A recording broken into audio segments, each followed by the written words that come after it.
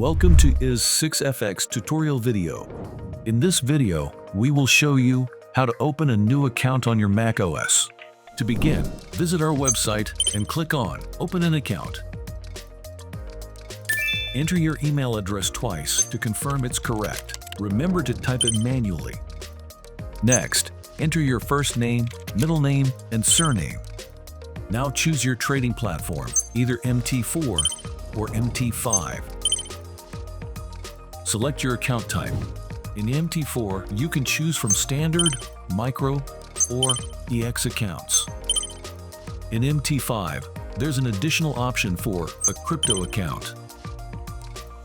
Now, choose your preferred currency. Create a password with 8 or more characters. You can include symbols and numbers for added security. Click Check the content to review your details. Review the information you've entered. If everything looks correct, complete the CAPTCHA verification. Click the button to submit after agreeing to the terms of use. You will see a message saying, "Email address registration completed." However, you still need to verify your email address. Access your email account and open the email from is6 Technologies Limited. Click on Authenticate your email address. Congratulations! You have successfully created your account. Thank you for choosing is6fx. Happy trading!